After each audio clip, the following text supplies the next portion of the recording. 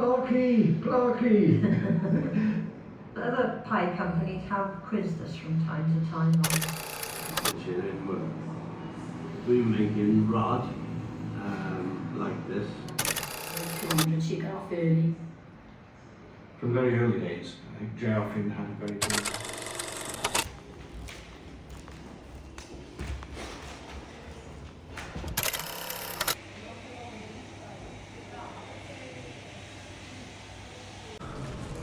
They tell you all the shops where they So are. if this gate shuts in, you've got to wait got to walk like a long way back.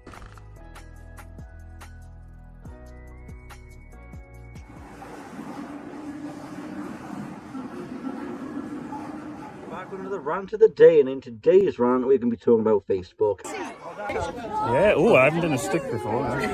Oh. Look at him with the GoPro. Like and subscribe to the notification comment below, hashtag StarVlog2K. We are two of Mary's grandchildren.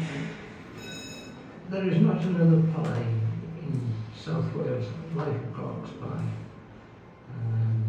We've kept the same record of everything and haven't altered them in any way. We make quite a lot of pies every day, and of course they're made fresh every day. There's no preservatives, and they're made to be eaten on the day. It's just something that really now is synonymous with Cardiff. In the past, in the years gone by, we had no mechanisation at all. All the pastry was mixed by hand, usually in a big zinc bath, wasn't it? We used to get the huge bowl out with the flour and the fat. All had to be as though we were washing clothes. My father was not keen on having any form of mechanisation at all. He still wanted it all done by hand. He said it wouldn't taste the same or look the same. But between my brothers and I, we wore him down in the end, and we did get our dough mixer. People seem to think that because we're quite well known throughout South Wales, really, that we've got a big factory where they're made by machinery and, turning around hundreds and hundreds of time.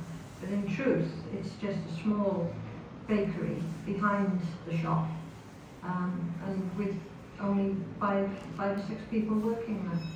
Keeping it smaller like this, you can control everything, especially when you've got a good family who are all prepared to work together. The atmosphere in the bakery is very good. We've got a very good camaraderie, haven't we, with all the staff. The atmosphere in the bakehouse while they're working is more of a family, like a family working together. We're very proud of our pies, so much so that we actually stamp the name underneath, and that's a sure way of knowing if it is a genuine Clark's pie. Well, I think the reason that we've never diversified is because a Clark's pie is a Clark's pie. It's what people expect. And if we were to diversify, I don't think people would regard them as Clark's pies anymore. Running a family business for all this length of time, obviously you do get setbacks, you do come against snags. But by and large, we've always worked together. When you get so many people coming up to you and saying, oh, those pies were nice, or come up to me, oh, Clarky!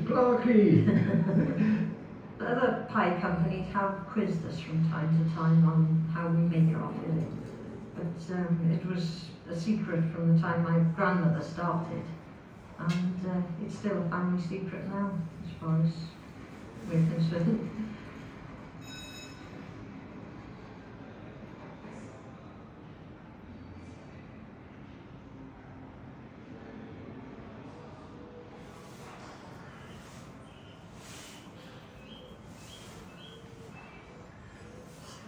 Dyma gwaelod y gardd, pentref bach i'r gogledd o Gaerdydd. Mae'r glistog gwrddwch chi fan hyn yn deillio o wled y gardd, o gyfnod y dirwasgiad yn y 1930au.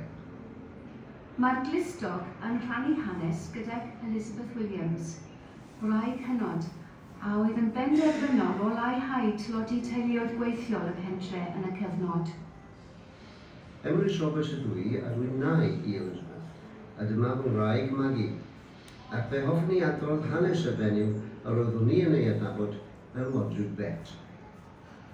Roedd Modryb Bet yn eitha bach, tipyn bach fel aderyn, ond llawn bywyd ac yn benderfynol iawn ac yn siŵr o cerrig ffordd ei hunan.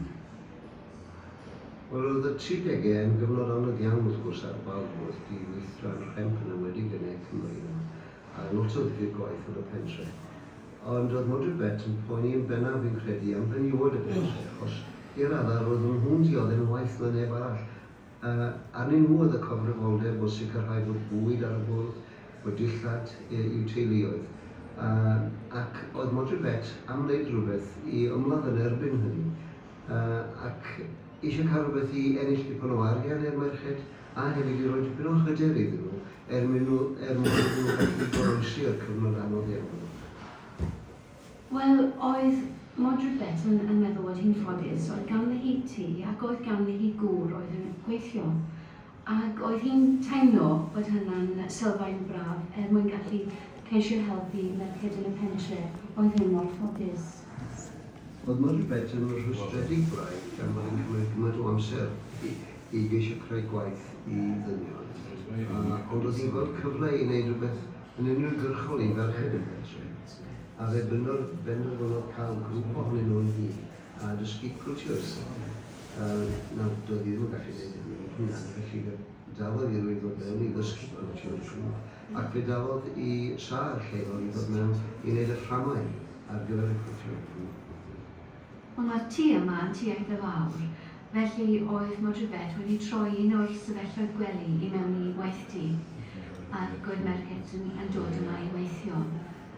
Roedd hi yn cael hyd i'r defnydd ac yn tynnu cynlluniau ar y defnydd. Oedd hi'n ceisio defnyddio hen betrymau Celtaidd, ac oedd y merched yn cwiltio pethau yn ystod ar clustogau fel y clustog yma, fel cobanau nos. Ond mewn cyfnod o dylodi enbyd adeg gyda'r wasgiad, pwy byddai wedi gallu fforddio tali am ddeunyddiau ciwraidd wedi eu cwltio fel hyn. Tra roedd siop enfawr David Morgan yn gallu gwerthu rhywfaint o'r cynnyrch, roedd angen mwy ar Modryb Bet. Roedd Elizabeth Williams yn gofod chwilio am farchnad i rai o'r pethau oedd y merched yn gwneud. Doedd ddim llawer o arian yn ei Cymru ar y pryd, felly oedd yn rhaid iddi fynd ar y tren i fyny i Lundain, lle oedd pobl cyfoethog yn byw pryd hynny. Ac oedd hi'n mynd i lefydd yn Bond Street ac i Liberties gyda'r cynnyrch. A mae gennym ni cofnod bod hi wedi cael £5,000 am gofal nos unwaith. Ac oedd £5,000 yn arian mawr pryd hynny. Roedd y clustog yma wedi cael ei gwneud yn y tŷ yma ac i fi mae yna lot o waith a gymynydd wedi mynd i mewn i wneud e. Ond rwy'n hoffi meddwl falle bod yna dipyn o fwynhad hefyd yn weithio merched wrth gwneud y gwaith yma. Ac yn fwy na dim, oedd e'n ffordd o roi fwyd ar bwrdd rwy'n yma yn ystod yr adeg hynny. Felly mae'r glustog yma yn atgoffa fi'n fawr o Modryb Bet. Yr holl waith wnaeth i dros y pentre a gyfyr dros pederell dros bwyd yn Cymru. Ond mae'n atgoffa rwy'n o'r cyfraniad wnaeth i i'r pentre a welodd y gath.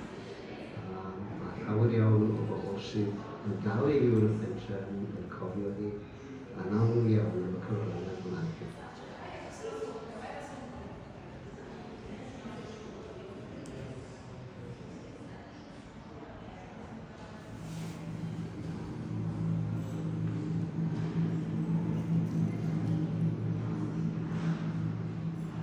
When people talk about Cardiff's heavy industry, they usually think of coal and the docks. But Cardiff also had a steel industry. Graham Dennison worked in that industry for over 40 years. When I was starting, when I was 16, I was an apprentice along with about father was a fishery turner, and so that's what I hope to do. I think my father was quite pleased that I was following in his footsteps. There was about 6,000 people in GKN, in Castle Works and Tremorfa Works. We were on shifts, most of us, working 6 to 2, 2 to 10, and 10 to 6 at night. On starting their shift, every worker would have to clock in and out of work using the clocking in machine on display.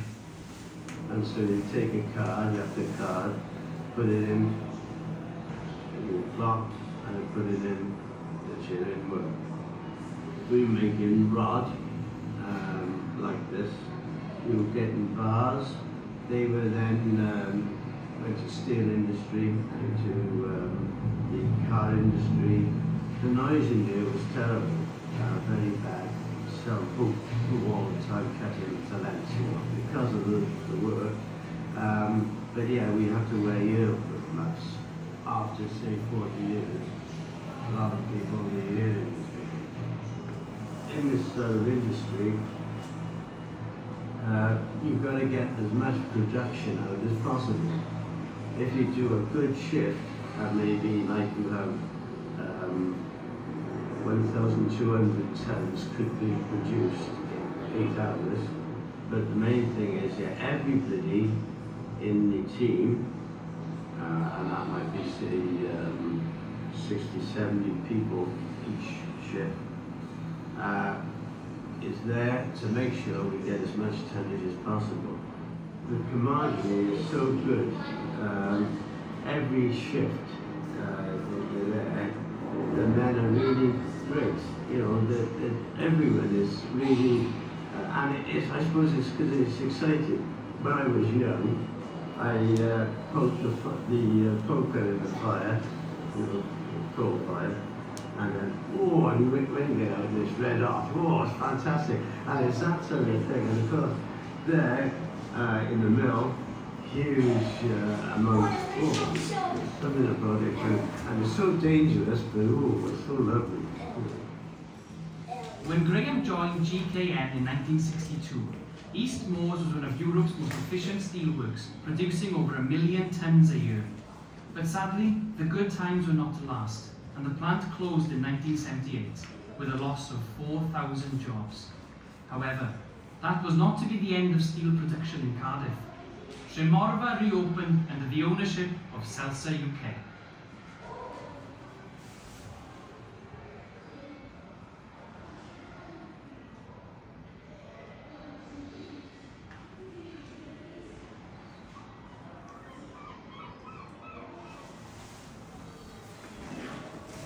For over 400 years, and perhaps long before that, men have caught fish from the mudflats of Cardiff. Will Hughes is now the last of his kind. He's been fishing in this spot since 1968. Well, the Seven Street is vast.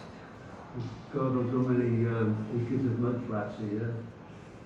And that's why it makes it perfect for fishing. As you can see. We're always best with stake nets. They're set out in a line, attach the nets to them, you just follow the water, it's running off the nets, and take the fish out. Basically, that's it. There's no secret to it, but a rocket science. Well, the only problem I've got with these nets is rough weather. They rip easy and the poles snap, and the nets are easy to get out here, and the poles are really hard once they're gone. Once these are gone, that'll be it. They'll never get no more. Once, the fish were plentiful enough for Cardiff men to fish commercially. They use sledges basically to bring the fish in. I mean, they must have caught a hell of a lot of fish in the obviously they did. A hell of a lot more than what's out there now. So that's where they use the mud boats, as we call it. Men no longer make a living on these mud flats. These days, Will fishes as a hobby.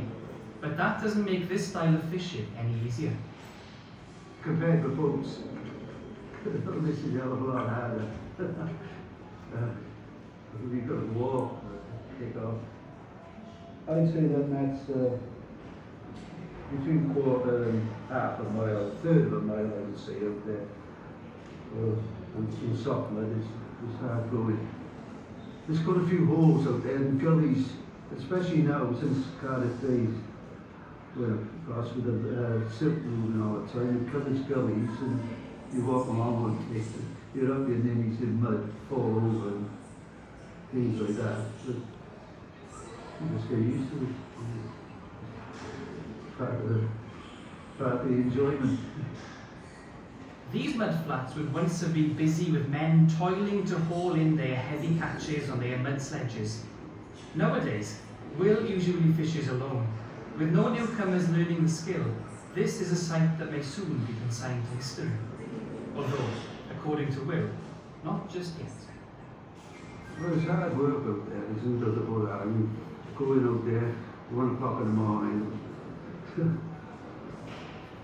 pouring down with rain, which I have done many times, and you think, what a big bother it is, like, you know, and especially if you got no fish.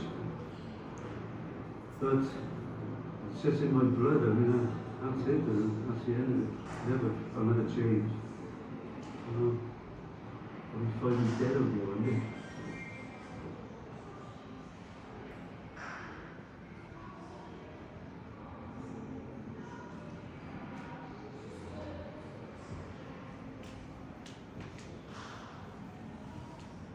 Few people realise that this anonymous basement in a Cardiff office building even exists. Yet here, behind door 117, is the headquarters of a group of people who, in some circumstances, have more power than the police. I'm Dave Holland, number 4493, Chief Inspector of Trade and Standards for Cardiff. And I'm Oswald Barnes, number 2495, Chief Inspector of Cardiff until 1990. Have you ever thought when you visit a garage or visit a shop, whose job it is to ensure that you're receiving the correct measure or the correct weight of the items that you're purchasing? This is the job of the Weights and Measures Inspector. My role is to make sure that the marketplace functions correctly and fair. And most of our work involves the maintenance of standards. And I guess it's a little bit like acting as a referee in a match, and at times I'm called to be an arbiter when the marketplace sometimes doesn't function as it should. Making sure that the marketplace operates around the model that I have faced over the last 50, 60 years. You will appreciate that as technology progresses and day-to-day trends of trade change, we have to keep the best of the latest forms of technology and equipment. Be it computers, be it sophisticated read and measuring equipment, or quite sensitive electronic measures to determine safety of products. The technology that I use today would probably seem like space age to us within the 1950s. But the core of it remains the same. It's a game of cat and mouse between road trading and fair trading inspectors.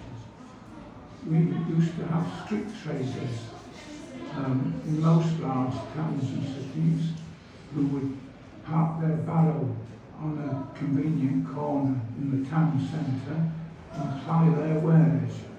If I formed the opinion that fraud was being committed, I would then make a test purchase or two, which I would then check. I would return to the barrow, lean over and grab the scales and protect them from try and protect them from the trader getting at them and removing the fraudulent device.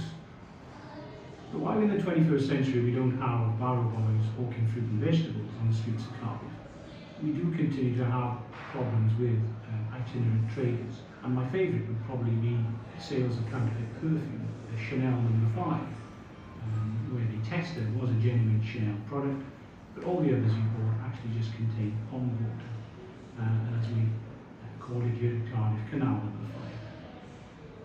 5. In my opinion, to be a good inspector of weights and measures, one has to be streetwise. They need to understand economics and how the marketplace functions. He or she has to be fairly wide and read. A knowledge of the law. attention to detail, and most of all, you just need an inquisitive character. An all-round person who is interested in everyday matters of trade and commerce.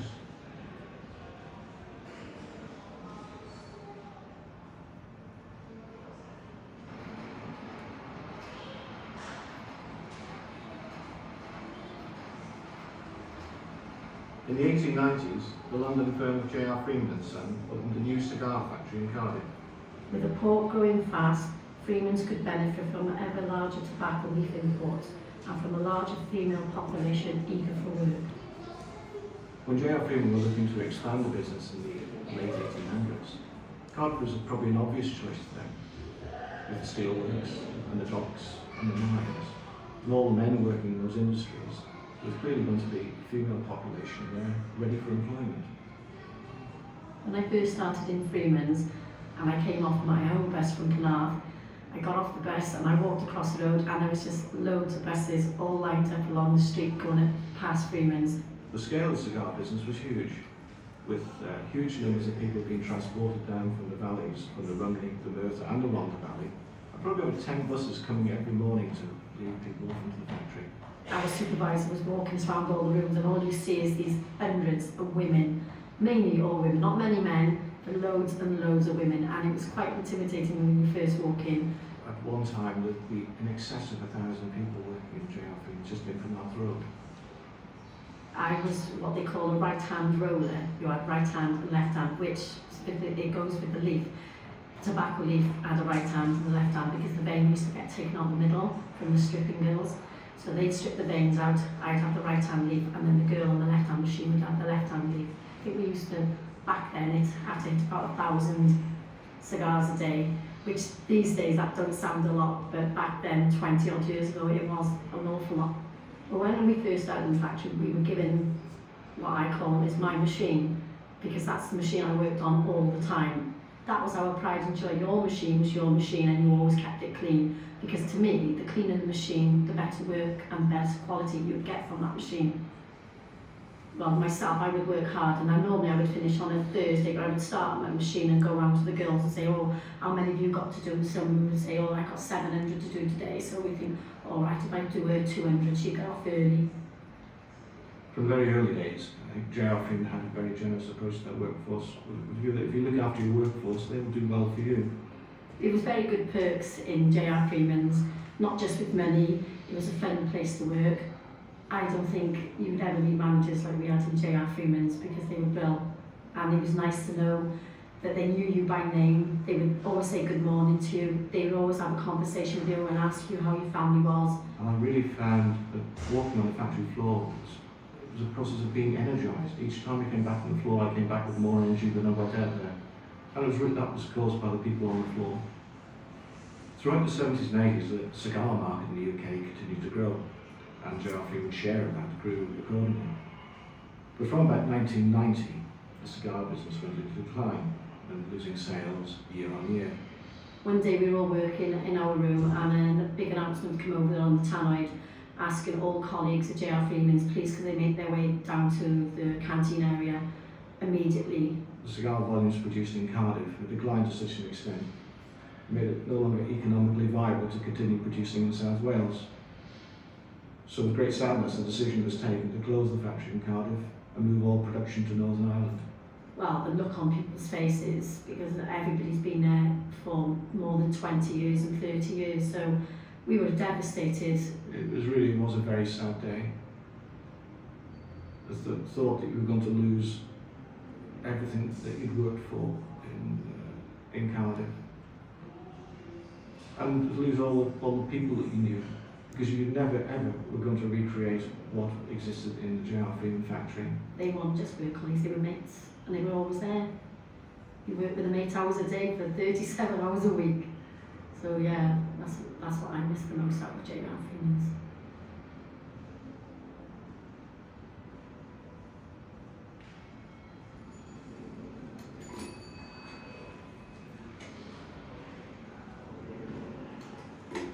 In 1988, Cardiff Council renamed a road. Its new name was Letton Road. It was in honour of Tommy the Fish Letton, in recognition of his service to the community of Tiger Bay as a mobile fishmonger for almost 50 years. So how did Tommy get into the trade? I came up from sea one trip, and my mates said we'd go to a party tonight down in Oakley Street. Who should I meet but my missus? A couple of times I went back to sea, and every time I come home I'd go back up to her house. No, she said, what are you going to do? She said, you're going to court me or you're going to court the sea? Well, I said, it's my living. I said, I've got to go to sea and I like it. Well, she said, you either marry me? No, she said, or you marry the sea. To my father, I said, he wants to get married, he said. But he said, and what position is he in? Oh, I said, £10 a month. Oh, he said, you can never live on that, he said. Not to what I've been used to, he said. Now, he said, why don't you ask him if he'd like for me to teach him my trade in the fish? In the fish. I used to go around with your father when I was out of the world. And we used to go down Cardiff Street, Cardiff Street, and over the Black Bridge. That was interesting, actually. I know.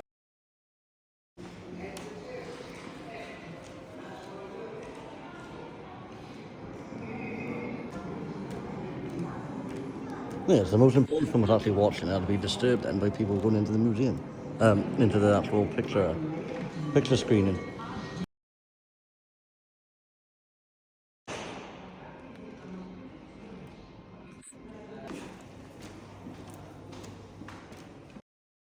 It's not a buffet. So, don't it?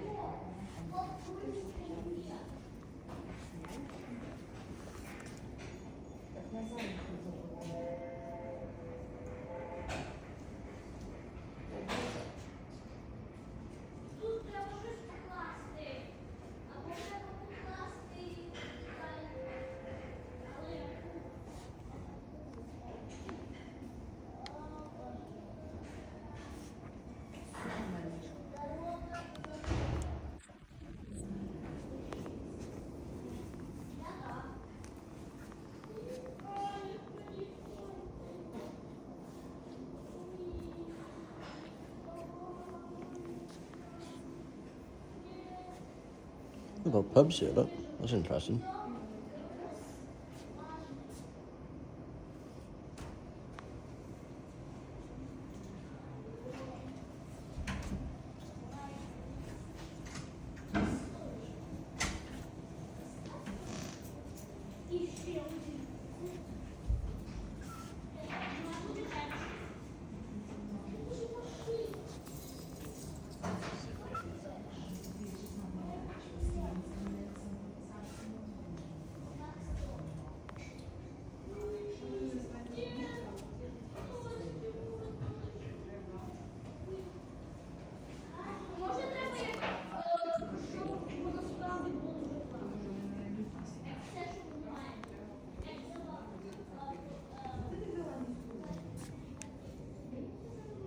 There's a couple of them, eh?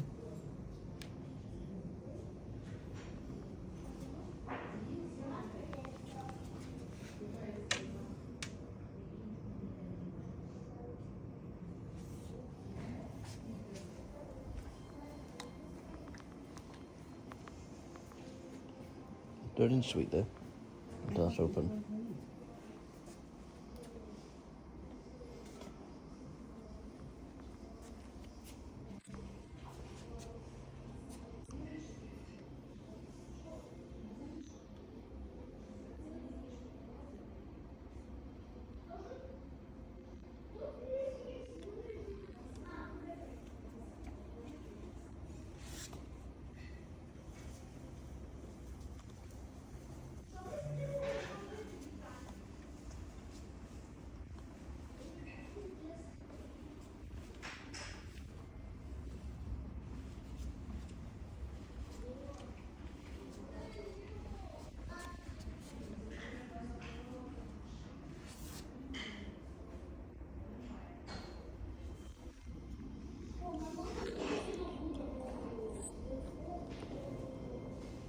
Which party?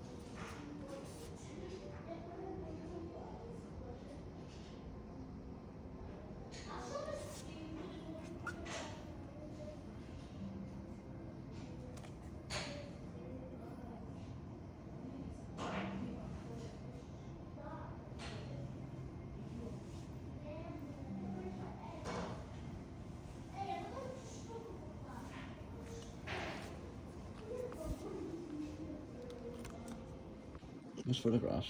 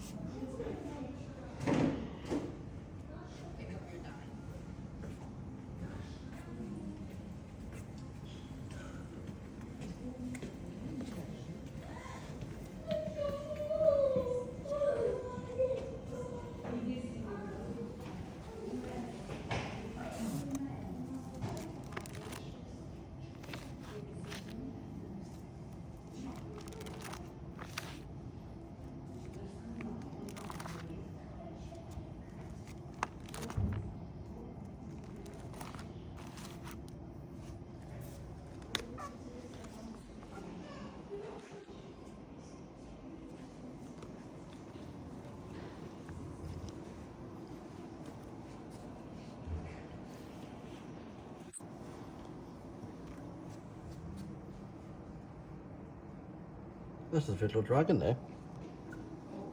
1999.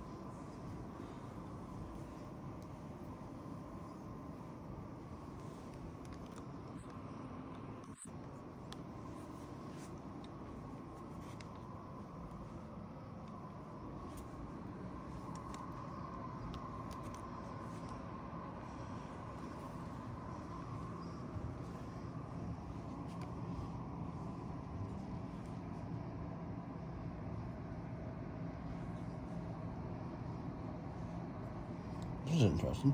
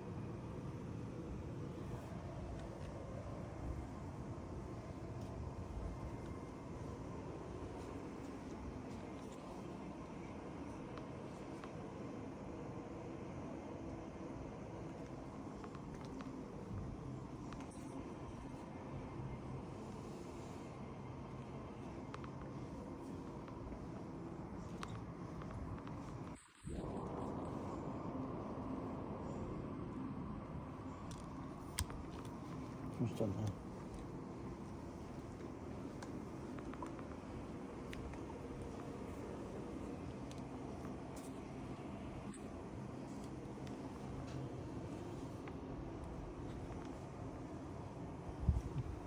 I'll do the one at the back wall then.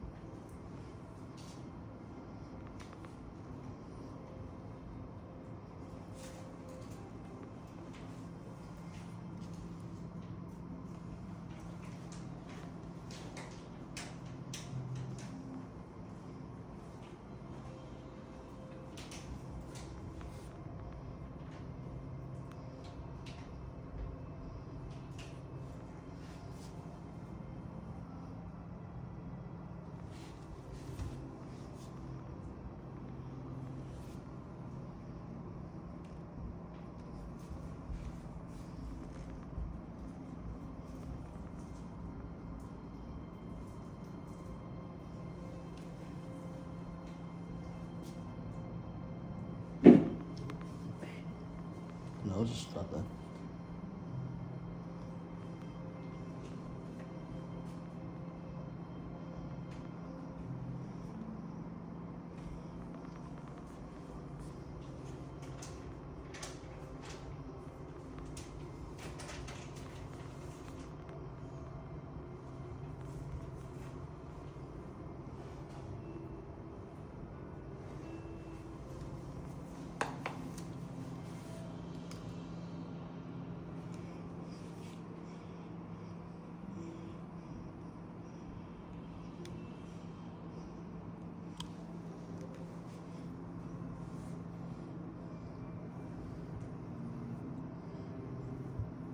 I would say it was quite safe. You know, some people from outside the area might have said it wasn't safe, but as kids, actually, we did feel it was very safe. We used to walk as a young child in primary school. We used to walk to school on our own. And now the lanes, most of the lanes in the city and Grangetown, closed off with gates. But back when I was a child, they were all open. We used to walk through the lanes to the school and walk through the lanes back. And, you know, had a problem, had that issue, you know, everything was fine. I guess Grangetown, it is one of the most diverse places I've lived, maybe aside from New York, you know. That I think is a real net positive. You know, I feel like I know people from so many different walks of life. And I do think that has expanded my understanding of a different part of Wales that I would think a lot of people don't quite understand exists unless they've actually lived in Grangetown. I mean, when I moved to Grangetown, people said to me, you know, that I was very dangerous. They questioned why we moved here. I used to live in Pontcanna, and people thought we were nuts to go from Pontcanna, which is considered to be very posh, to Grangetown. We did it for a couple of reasons. One was because we thought we could sell our house and make a profit. And two, my son is black, and I thought he would be surrounded by, you know, people of all different colors, and he wouldn't be the only black person in the neighborhood, really. So when I moved here, I mean, it took a bit of getting used to, only because I didn't really know anybody. But, you know, very quickly, my neighbors made me feel really welcome. I met your mom, you know, that was wonderful. I've met loads.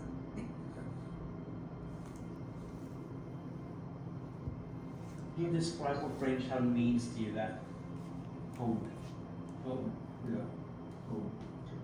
I love coming here.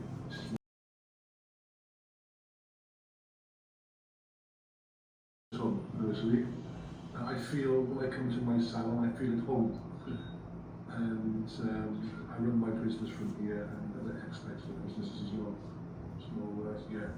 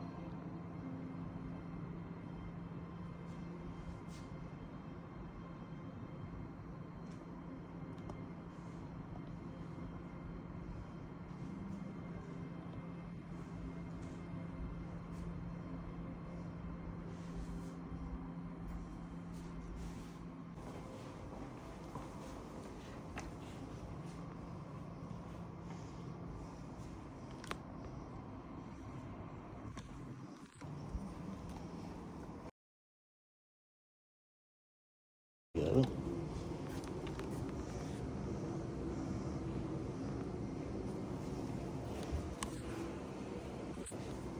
That's interesting.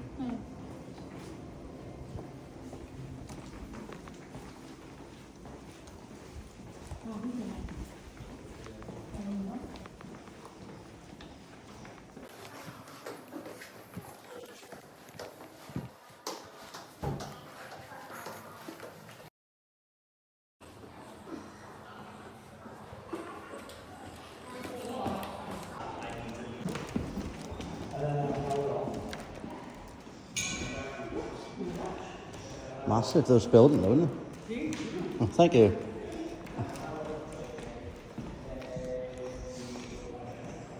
So anybody that's been Cardiff Museum, hope you've enjoyed it. I'll see you on the next one.